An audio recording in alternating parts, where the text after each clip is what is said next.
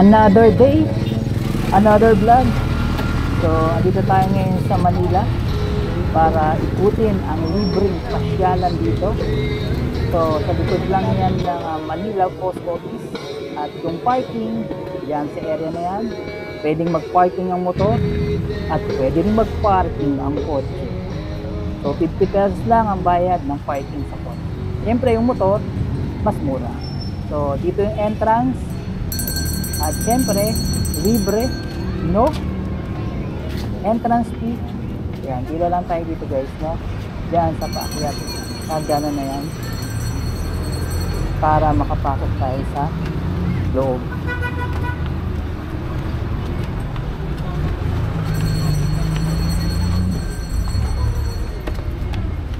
So, iba talaga pag libre. So, kailangan nating pasyalan yan. And welcome to Pasig River Esplanade. Dito lang yan sa Manila. So makita natin dito yung magandang pasyalan. Ito yung area na may mga water fountain at may mga changing color na mga ilaw. So magandang pumunta rito guys, no? Yung medyo hapon na para mapil nyo yung sunset. Tapos dito na kayo aabutan ng gabi. Magandang mag-stay dito guys pag gabi. Yan sa side na yan, sa right side, pwede kayong maupo doon. Pwede kayong tumambay doon hanggat anong oras nyo gusto. So ito yung way papunta doon sa makikita natin yung tren ng LRT. No? So dito naman, yung side papunta doon sa may Jones Bridge. Yan, yung makita nyo maraming ilaw na yan. May changing color sa may tulay na yon. So yan. Yan yung Jones Bridge. No? So every weekend, binubuksan yung ilaw na yan. So siguro start yan ng mga between 6 to 8 p.m.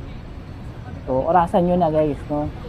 Yung oras na yan, diyan kayo pumunta para maabutan yung nakabukas yung ilaw na yan. Kasi every weekend lang yan. So, yung ganitong araw guys, no, maraming namamasyal pag weekends. Ito kasi Saturday ako nung pumunta. Mag-visit lang tayo dito. Ayan, no, kita nyo yung mga water fountain, gaganda. Sa river naman na yan guys, so may dumadaan na ferry boat dyan. At saka may mga barge na maliliit, no. So, ginagawa nilang transportation yan.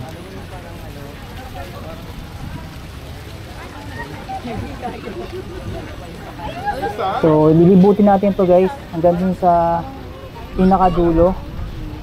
So, ang plano sa Esplanade na to, baka mga 25 kilometers, no? Ang haba nito, ang plano na to. So, dadaanan niya ng Manila, Mandaluyong, Makati, Pasig, and Taguig, no? So, yung buong stretch ng Pasig River, so tatayuan ng ganito. Kagandang pasyalan. So para makatawid tayo dito sa kabila, so, tatawid tayo sa ilalim ng tulay.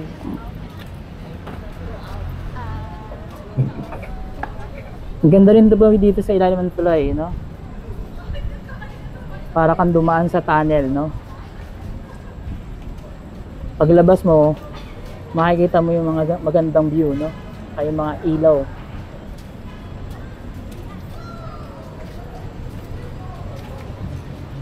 Actually, hanggang dito sa kabilang side ng tulay, may pailaw dyan na changing color.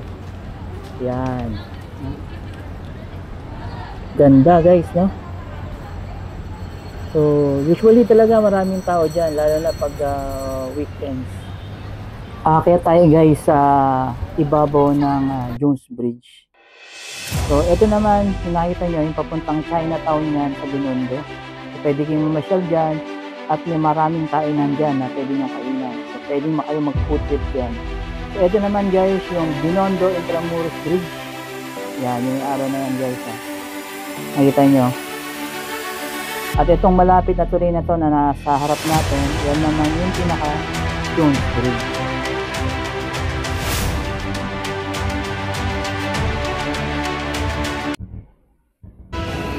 So dito sa baba, may mga cosplayer. Yan si Spider-Man, si Mickey Mouse, yan, si Power Ranger. At meron dyan, ayan, yung si Kuya, nag-yoga. So, tagal niyan, aga niyan, kabaliktad. No? So, pwede kayo magpa-picture dun sa mga cosplayer. So, ito na yung pinaka-second floor, putin din natin yan. Tsaka pala, no, pagka pupunta kayo dito, huwag niyong kalimutan magdala ng payong kasi baka mamaya biglang umulan. So, medyo mahirapan tayo makasilong. Ang pinakasilungan natin dyan is either dun sa mga food stall or dun sa ilalim ng tulay. Yan, kaya yung tulay na yan. Sa dinaanan natin kanina, dun tayo pwedeng sumilong. Dito na ulit tayo sa baba. Etong sa left side na yan guys, no? Ayan yung mga stall. May mga food stall dyan na pwede nyung pagsulian. May mga photo booth din dyan, no? So, pinipilahan yung photo booth dyan.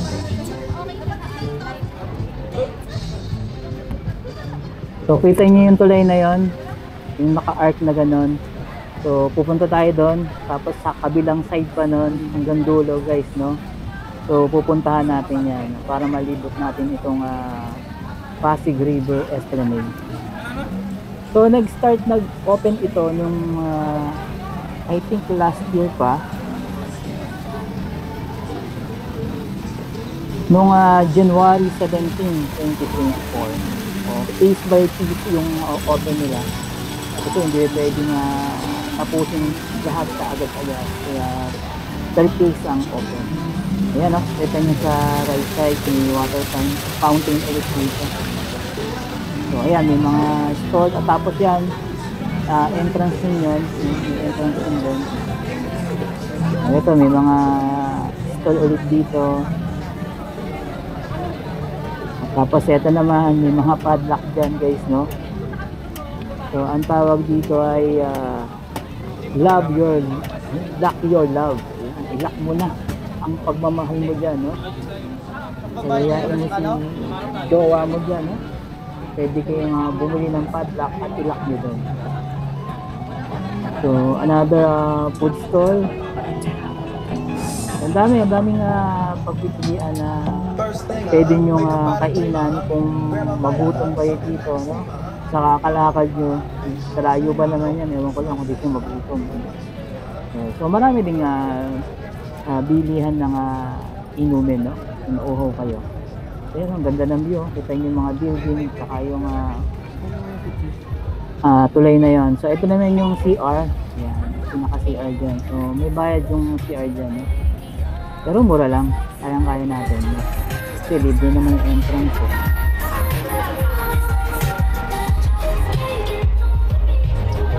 So medyo mahabang lakarin to guys, no? Kung medyo mapagod kayo, pwede naman kayo magpahinga dun sa may gilid ng yan, parang terrace dyan. Tapos tanaw niyo yung magandang tanawin yung mga building, no? Saka yung mga iba-ibang klaseng ilaw dun sa may tulay.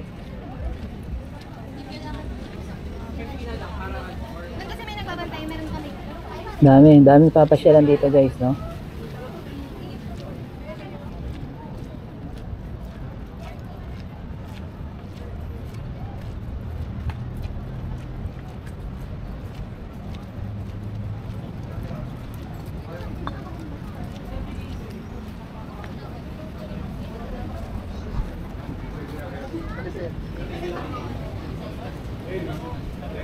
Pictures.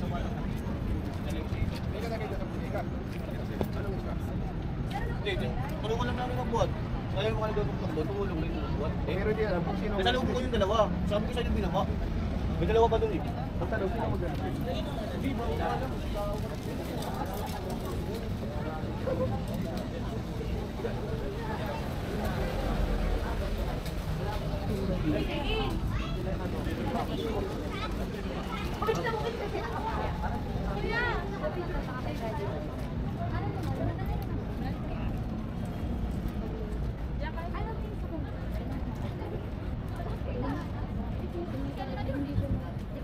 Guys, no, malapit na tayo sa tulay ng Binondo Intramuros Bridge. At dito sa ilalim ng tulay guys, so may mga food stall na naman dyan guys, no. Yan, may dining table dyan. Again, pag magutom na naman kayo, pwede din kumain dyan. So hindi kayo magugutom dito guys, maraming pagpipilian, no? Saka safe din mag-food dito kasi mayroong mga security personnel na nakabantay. Tapos ito, yan guys, no, pwede nyo sakyan yan, pwede nyo upahan yan, no? Lalo na yung mga kids, pwede nyo dalhin yung mga yan hanggang dun sa dulo, no? Para makapasyal kayo sa kayo, no? Sigurado mag-i-enjoy mga bata dyan.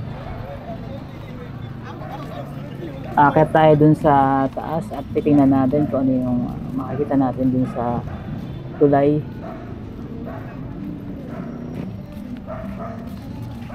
So ang haba ng tulay guys ay ano, nasa 680 meters.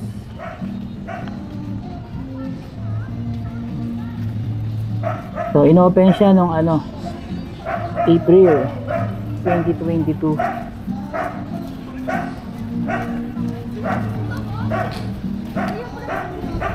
Okay, marami ring ano, pumupunta rito. Ito nyo naman ang anak ko po.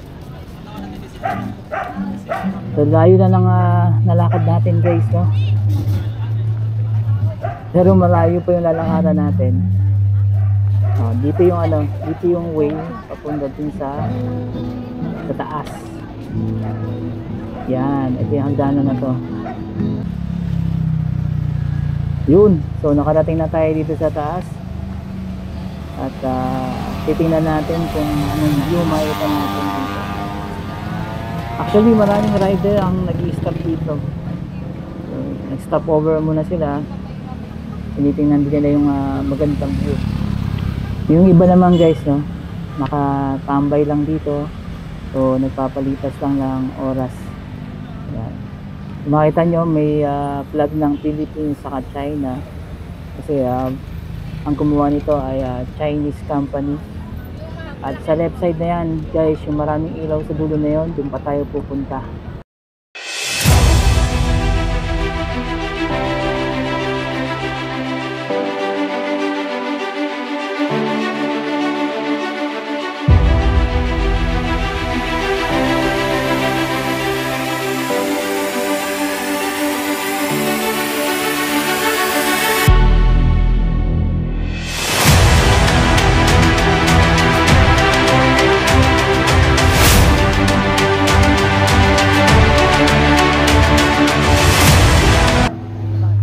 At dito naman sa baba guys, no, ang dami na naman mga food stall dito. So makikita nyo iba't ibang klaseng food stall yan na pwede nyo pagpilian. Dito naman guys sa right side, no, so may performer na kumakanta dyan. So habang kumakain, pwede kayong makinig, kumanood sa kanyang performance, no. So tuloy lang natin ang paglalakad guys, no. So okay naman yung daanan dito, konkreto naman siya. Tsaka ang sarap maglakad dito guys, no. Feeling mo hindi ka mapapagod kasi nga ang daming tanawin na makikita, maliwanag yung mga ilaw, and then may mga view na ganyan na magagandang building. Tapos yan, pag nagutom na naman kayo guys, so nakita nyo may mga kainan na naman doon, may mga food stall na naman. So pwede ulit kayo mag-stop over dito pag nagutom na naman kayo. Kasi may nagpe-perform na naman doon, no? May artist na kumakanta doon, pwede kayo tumambay dyan at makinig sa kanyang tugtugin at kanta. So yun guys, dire-diretso lang tayo, medyo malayo pa, pero okay naman, hindi tayo napapagod, no? Sarap kasi lakad dito. Pero again guys, no, wag nyo kakalimutan magdala ng payong. So pagka gabi kasi hindi natin alam, baka biglang umulan, So, wala tayong may silungan. At least may dala tayong payong. Ayan, katulad ngayon, medyo basa-basa yung daanan. Kagagaling lang ng ulan. Nagpatila lang ako kaya nakalakad na ulit ako dito.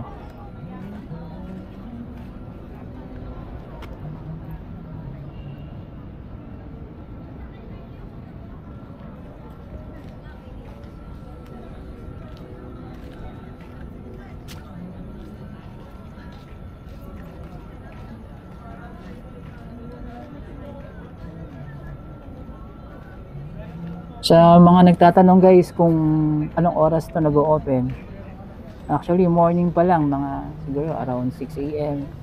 So pwede na pumunta rito hanggang hating gabi na yun guys, no?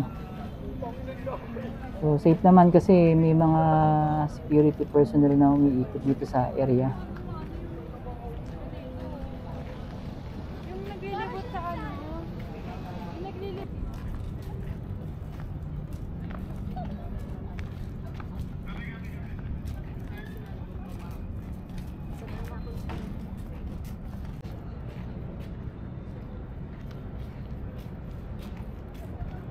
So andito na tayo sa area ng Fort Santiago. Yan, yung wall na yan. Papunta yan sa guys sa sa Intramuros. Sa bandang unahan doon guys, mayroong entrance papunta dun sa Intramuros. So doon may bayad. Dito lang tayo sa guys, sa libre. Layo na nang narating natin guys. Na nakita niyo yung tulay na yun. Doon tayo nag-stop over kanina. Pero may mga namamasyal pa rin dito.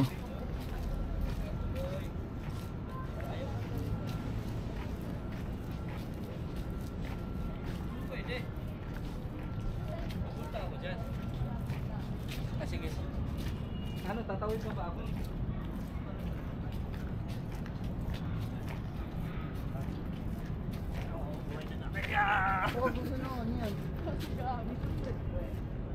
So sana all, sana all guys, may ganito.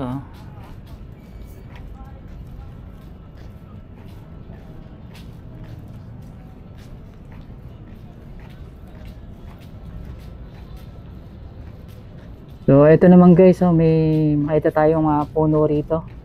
May pailaw, tapos may parang terrace o balcony na dito na may magandang spot. Ayan. So pwede again mag-stop over dyan. Pwede magpahinga na naman dyan guys. So medyo napagod na naman tayo. Pwede tayo magpahinga dito. Ayan. So diretso lang yan tayo guys, Ayun, kahit yung ilaw na yan, doon pa tayo. So ito yung sinasabi ko sa inyo na entrance punta dun sa Intramuros, So dapat may ticket ka dyan para makapasok ka. So silipin lang natin ito kung ano yung makita natin. Yan yung pinakaloob ng ng Intramuros pag pinasok natin yan. Siguro sa ibang yan, sa ibang araw na yan guys, kasi wala tayong ticket.